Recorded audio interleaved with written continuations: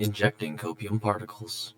Hey, it's your boy DJ Skinny P, also known as Seizurific on the North American servers. I will be going over some things that have been frequently asked of me to make a somewhat template or basis of different Mashmak meta weapons that I've seen.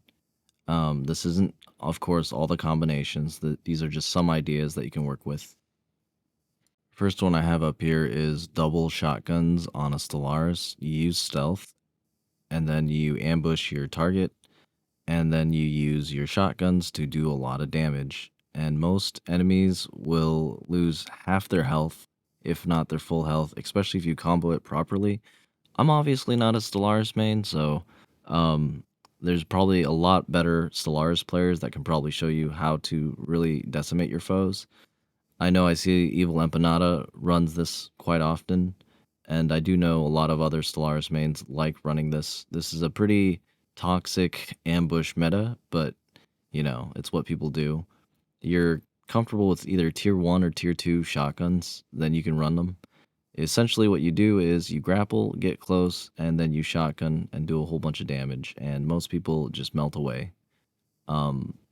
And then you go invis and run away if you need to, and chances are if the enemy's half health, they'll probably run away. I'll be honest. No one really wants to fight a losing battle, especially if they're dying and they'll run away. This is a pretty high level Stellaris trick. It's where you use the left click and then you do a right click, and that combos into a plunge where you jump down with both your sword and off sword, both swords, I guess. And you can chase down flyers from like almost crazy distances. However far your lock on range is, you will jump on top of them and pounce them. You can catch Alfreds with this. You can catch Falcons with this. As long as you have a lock, you can catch them. The only important caveat is if you do a left click and it kills the target that you're attacking, you can't combo it into a right click. So it's recommended to left click a nearby minion and then right click the target that's running away from you, or use your grapple to close in and engage and then do a left click and then right click, and you'll jump on top of the enemy, and it's really nasty.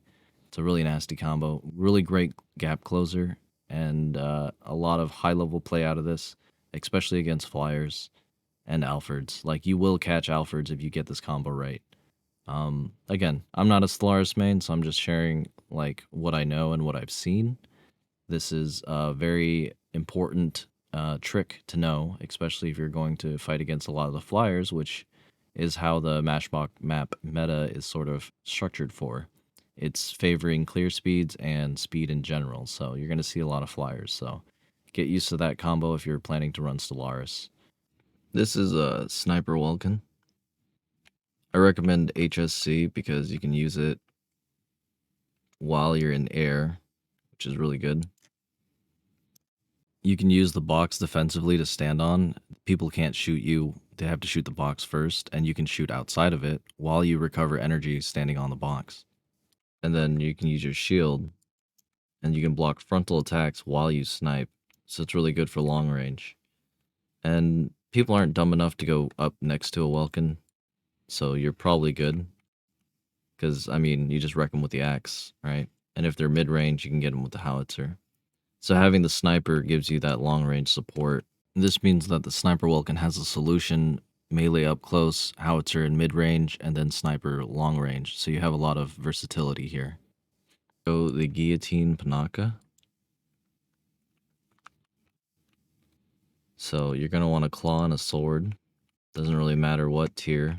You just want to make sure you hit the claw.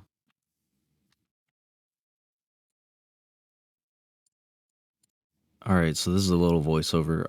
You just want to be careful when you're using the melee not to push the enemy back too much, because then you push them out of your wall. So you want to be careful of what I am going to do and show you.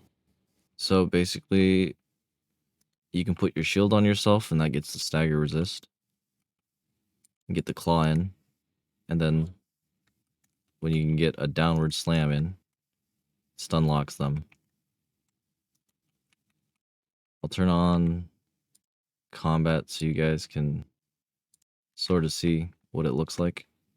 As a note, you can use the claw offensively or defensively. So you can engage into an enemy, use the claw, and then engage, or you can run away using the claw and then run away with your sword. Boom, dead. You can also use the claw to take them out of the air. So if you don't get a downward slam, use the claw in order to put them on the ground and then get your downward slam in. It's a lot easier to land on top of using the wall on the same time. You do want to get the claw on them. And if you time it just right while they're stunned by either your melee stagger or your claw, you can get the wall drop in. And that really does devastating amounts of damage. And of course, stunning them with the sword is preferred method, but this is the guillotine panaka, so. Yeah, honestly, I haven't run this because it's pretty toxic, and I haven't had the chance to really play panaka in Mashmak. I just keep on picking Naru. Um, so what you're seeing here is just me fumbling my way trying to make this combo work. But I eventually get it right after I realize like the timing sequence. You want to make sure that you have a clear shot with your wall and you make sure that they're stunned in it so you can melee stagger them and then claw them. And that is a preferred method because the claw won't push them out of the range of the wall drop. But there are other options here. It messed up the combo there, but the idea is that you can get a downward slam, and then you can claw them and then drop a wall. Ideally, when you downward slam, you drop the wall and then you claw them. So I'll see if I can do that again.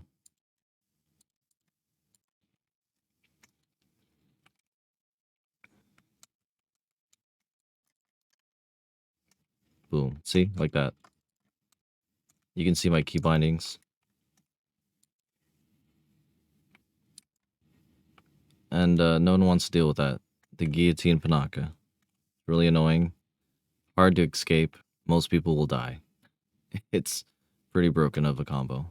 This right here is a stronger Falcon. It's so the base default autocannons do 550 damage, but an autocannon 1 does 800 damage, and you can dual wield autocannon 1. So if you like playing Falcon default weapons and you like playing Falcon, using autocannons increases your damage output. And here I demonstrate showing what regular, not flight form autocannons do in terms of damage. And then I wait a little bit for Tricera to recover health and armor, and then show you what one tier 1 and one tier 2 autocannon does combined. So this is really effective to get rid of autocannons from your inventory because not a lot of people run them. And if you like playing Falcon, this is a great way to beef up your default weapon damage out of flight form. So you can combine this with flight form and non-flight form, and you're essentially doubling your DPS even with tier 1s. Highly recommended if you like playing Falcon. As you can see, it does massive amounts of damage, and you can always switch back as you reload, and then you can use your modular weapons when it's off reload. And yeah, it obliterates people a lot faster than regular Falcon does. And this is a great way to get rid of autocannons because, not a lot of people use it for other builds, but it's an option out there. The only other downside is that you have to be out of flight form to use it, so depends on your playstyle. This demonstration, I'm using Narukami, I'm using a defense field 2 and a beam autocannon 2, but if you do the math, the beam autocannon 1 does about 13k damage, and then the defense field 1 has about a force field capacity of 48k. So if essentially one defense field can protect you from like 4 shots of the beam autocannon 1. About 3-ish, but a little more than 3, essentially. So this is a really good defensive maneuver against people who are spamming beam autocannons, or anyone who has long-range attacks, especially flyers. Because chances are, if they're an enemy and they're far away, I can just snipe them. But if they have a gap closer and can get close enough, I can use this defense field which blocks long-range attacks, but not melee, keep that in mind. And that will protect me from Falcons and Alfords who like to harass me. And then you do have your beam autocannon, so you do harass them from a bit. And usually what happens is if you can get like 3 or 4 shots on them, they'll tend to run away, especially if they're flyers.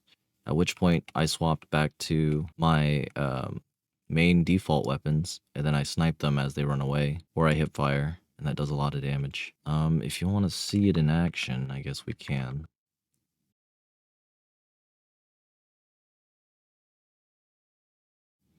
So normally, Falcon will move, and then I'll have the defense field, and then it blocks a little bit. I take some shots, pretty easy. I don't really have to think about it. At this point, most Falcons in Mashmak will run away, and then I can just hip fire with my default weapons, usually as they're running away. But of course, you know, in training mode, they don't run away because they're bots and they're trained to try to kill you. So that's an idea. Switch. You can run Narukami with dual beam autocannons, just know that you won't have the defensive play. Dual beam autocannons is the preferred meta for most people. I like dual beam autocannons on Illumine.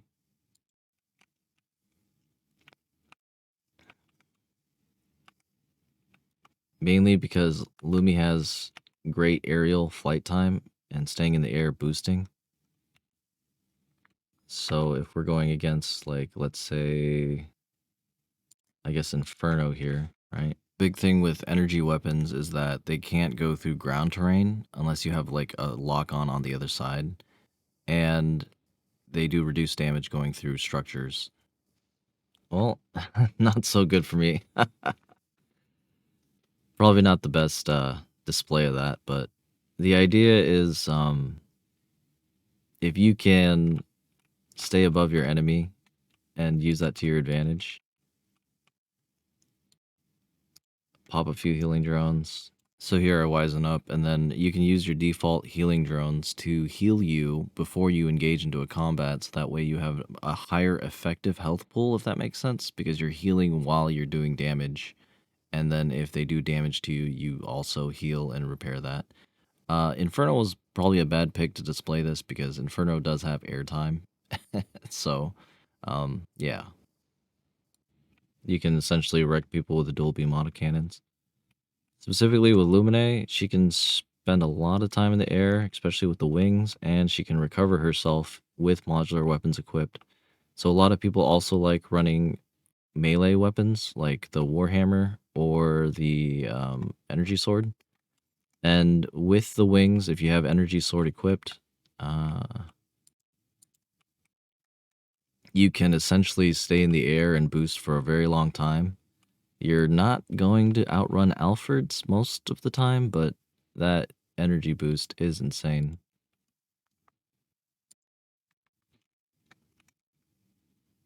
So take a look at my energy. I'm boosting. It's going down, right? Wings. And I essentially can stay in the air as long as I have my wings popped. And this is a really great method of travel. Just know that if you're using your wings to travel for mobility, that you won't have it for defense. So keep that in mind should you engage an enemy with your wings popped. But with melee,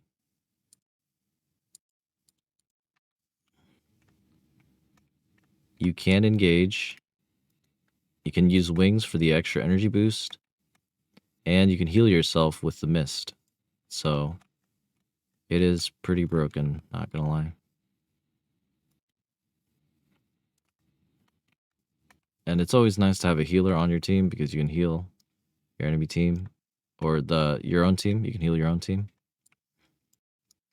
And that increases your survivability in Mashmak. Especially in free-for-all, you can also just heal yourself, which is good. Just know that Alfreds, if they fly really high, or Falcons that fly really high, you're going to have a hard time closing the gap and chasing them down, and they can burst damage and kill you a lot faster. So you have to rely on cover if you're against snipers, especially Aquila. Aquila hard counters Lumines. So if you're doing free-for-all 1v1, highly recommended that you use cover against the flyers and Aquilas. You should be fine against Narukami. Honestly, default weapons against Narukami can wreck. You can wreck a Narukami with default weapons, so you shouldn't have an issue there if you can close the gap. And here you just play around, dodge a whole bunch. Most Narakamis aren't going to hit you, especially if you evade a lot. And they're going to be too busy thinking, oh, I'm losing health. And if they don't have anything to help heal them, they're going to die. So Narakamis and Stellaruses, for the most part, as long as you can avoid getting hit by them and you can survive, you should win the fight. Usually with Inferno, it's recommended to use the sword with the defense field. And the reason for this is the defense field will protect you from long range attacks as you close the gap. And then you can use and toggle your Aux 3, your boost kit, to get more energy. Also, if a melee staggers you, you can use your Aux 3 to get out of stagger, as well as use your other abilities. So let's see. Obviously, defense field is not going to work against melee.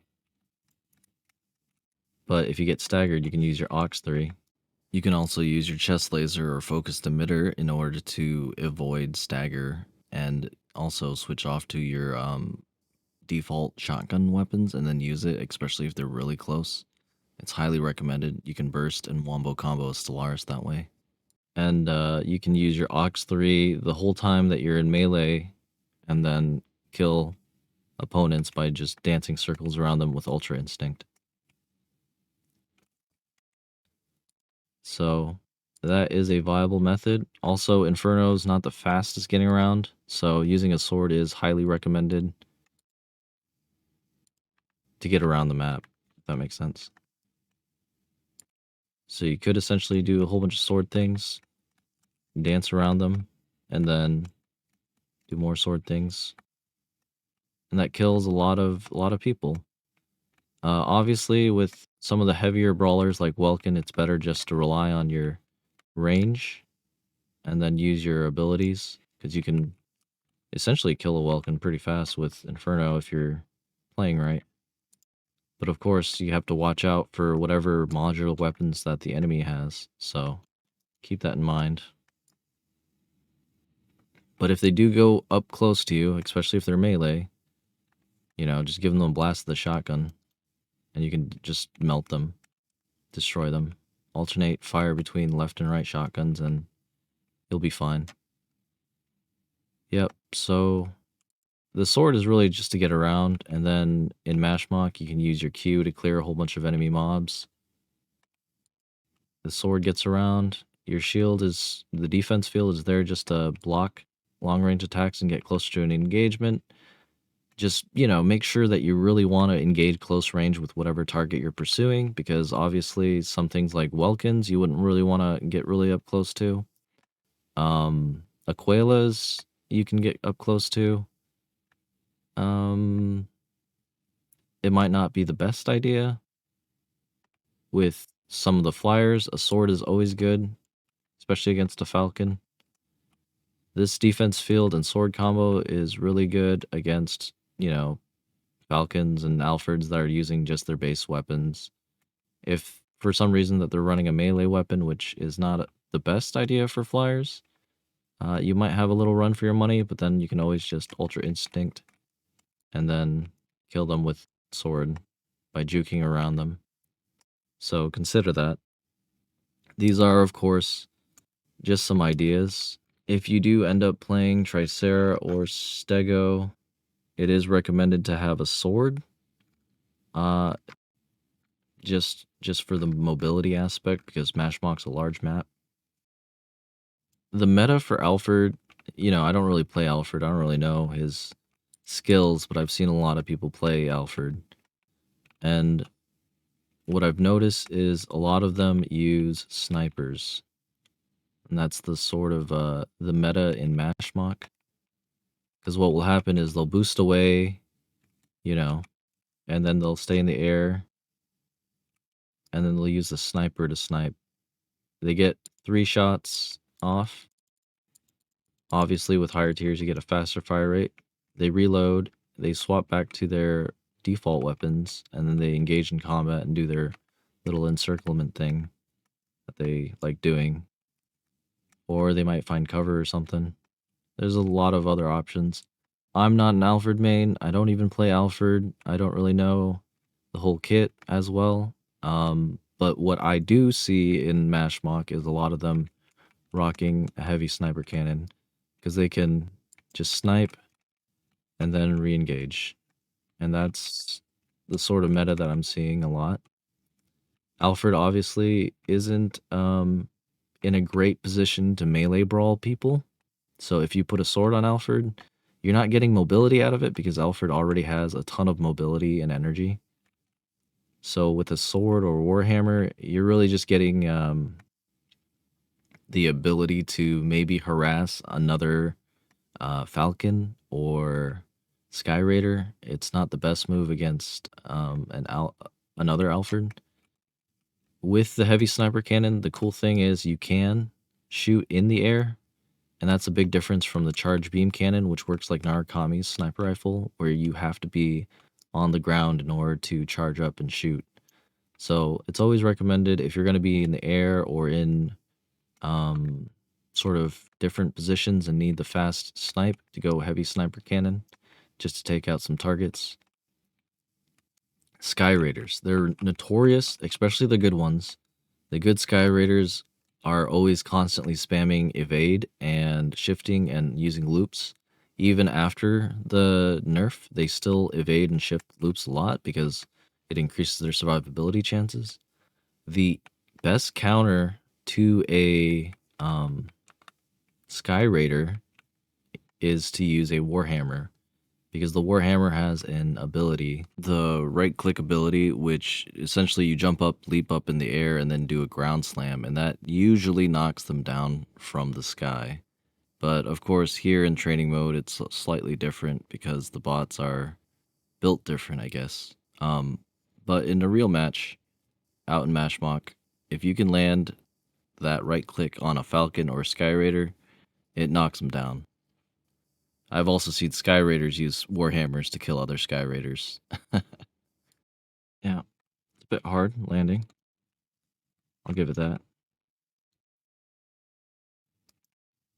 But when you do land it, he's supposed to knock down on the ground. But I guess maybe it's because it's a bot. But most Sky Raiders in Mashmock, when you hit them with the right click on the hammer, the Warhammer, it does knock them down in the ground. And maybe that's because it's a bot that they have like instant activation evade or something like that.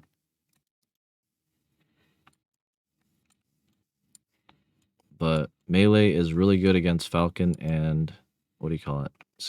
Sky Raider. It's just you got to be able to land it and get close enough. And usually they run away from melee and they try to bait you into open areas. So keep that in mind.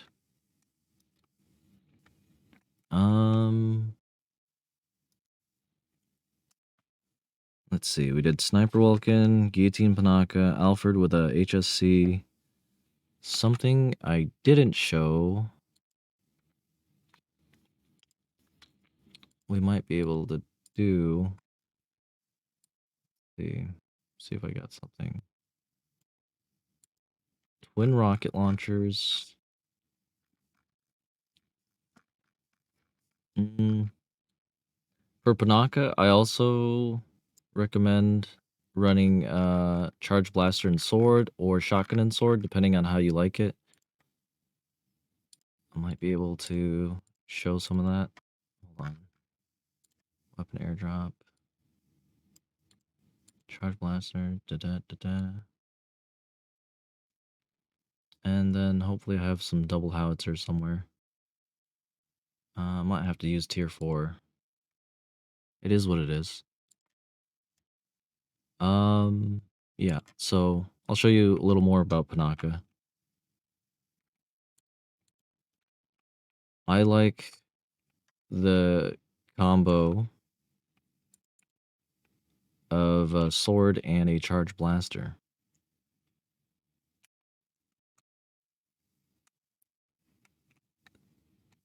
So the use of the sword is to get closer, and then mid-range, use the charge blaster, and you can stun them in place, and that usually takes care of the riffraff. The other option too is using a shotgun if you really want to be up close and don't want to rely on the range. You can get really up close with a shotgun. Boom, boom. There you go.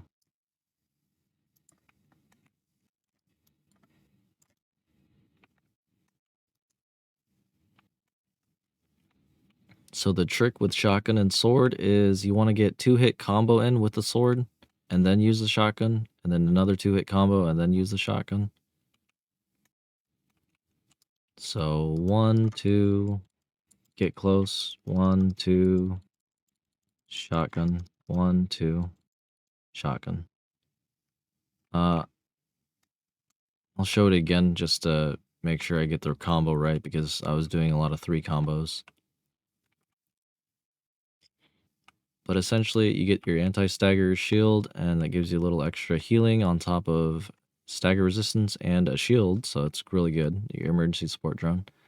You get close with your sword. Here I have it on my right click. Boom. Shoot them with the shotgun. 1, 2, shotgun. And that's the combo that you're trying to land, but if you get more sword hits in, it's not a big deal.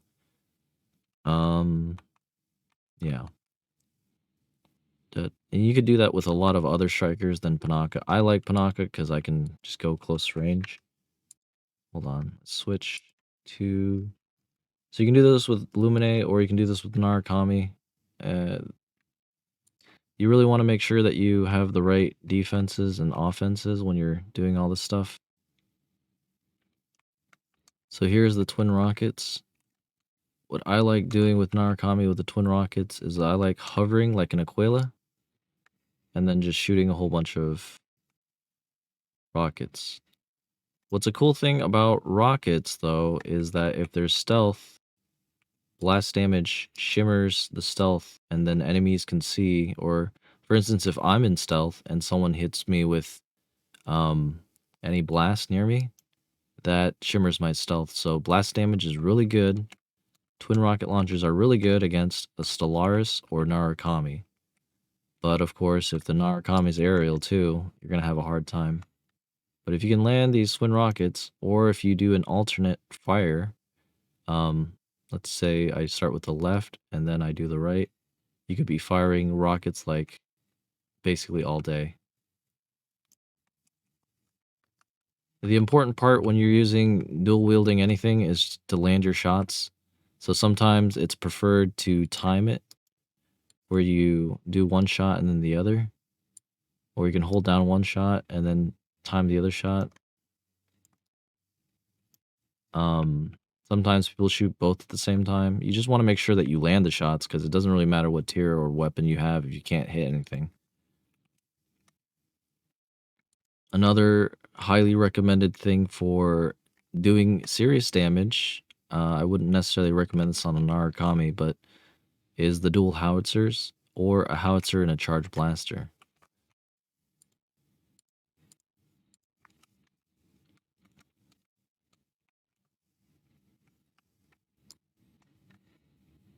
If you can land the shot, you can kill them. These are, of course, tier 4s, so it's kind of misleading. In PvP, a lot of people like using a charge blaster with the howitzer, so it's not just howitzer. Let's see.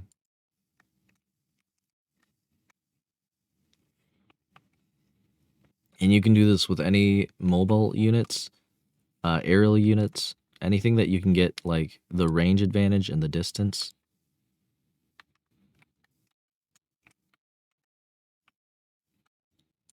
So you hit with one, hit with the other. You keep spamming, and that does quite the considerable amount of damage, especially if they're just standing there in the charge blast. Highly recommended to use these two if you're thinking of all DPS. If you have a Panaka on your team that can put a bubble shield around you, the emergency support drone, that can keep you alive longer. So consider, pairings, workings, and how things work. Yeah, these are just some combos and some meta things. There are some other interesting aspects that I haven't covered, but I think this is like a good basis to help show you like what you could do if you like decide to do mash. Yeah, I think that's good. Well, hopefully you enjoyed all those tips and tricks and stuff, and hopefully you make Mashmak even more toxic and sweatier because these are sort of like they're not really secret, but they're lesser known sort of combos. So at least the guillotine Panaka is definitely a lesser known combo. But yeah, let me know how it goes, how your loot runs go, and how you fare. Hopefully, you guys have fun. Honestly, at the end of the day, yeah, it's a game, so just have fun. Um, yeah, I feel like I covered what I did. I was pretty tired making this, but I figured might as well just crank it out. Yeah. Yeah. That's previously known as Mr. $0 signing out. Injecting hopium particles.